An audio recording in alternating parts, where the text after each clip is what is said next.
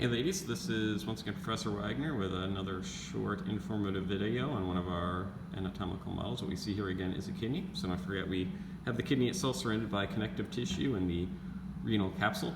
That brings us into the first functional layer of our kidney, which is our renal cortex. Remember, most of our nephrons are located up in there. From there you can actually see a bunch of arteries and veins, which we're going to go over in just a moment. As the urine is produced in the nephrons, it drains through the collecting ducts through our renal medulla, which is throughout this area here. Now the collecting ducts actually go through these kind of triangular or pyramidal shaped structures, which are called renal pyramids.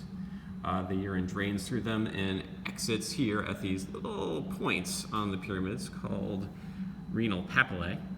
The papillae send the urine into these essentially funnel-shaped openings, which are called renal calyces. These are minor calyces. Each papilla in each pyramid has its own minor calyx.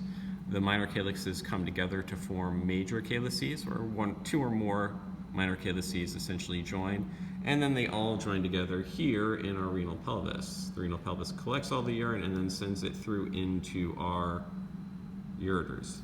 What we're seeing right here, this kind of indentation where the ureter exits the kidney and the renal artery and renal vein go into the kidney, that's what's called the hilum. It's essentially a hilus or a hilum is just an indentation in an organ where blood vessels and nerves enter into the organ itself. Looking at the arteries and veins of the kidney, we have our renal artery entering.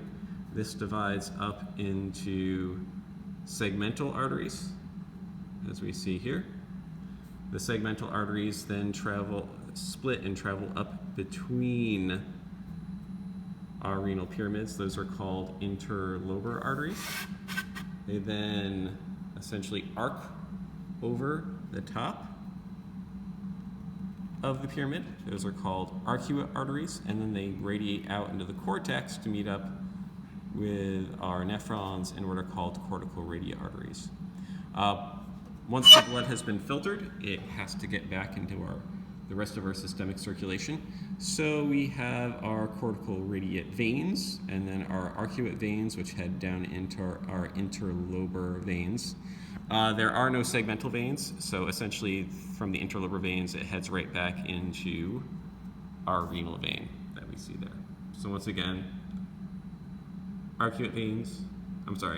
cortical radiate veins, arcuate veins, interlobar veins, and then our renal vein right there. And that's what we can see with the circulation through the kidney itself. There's lots and lots and lots and lots of blood vessels that go through our kidney.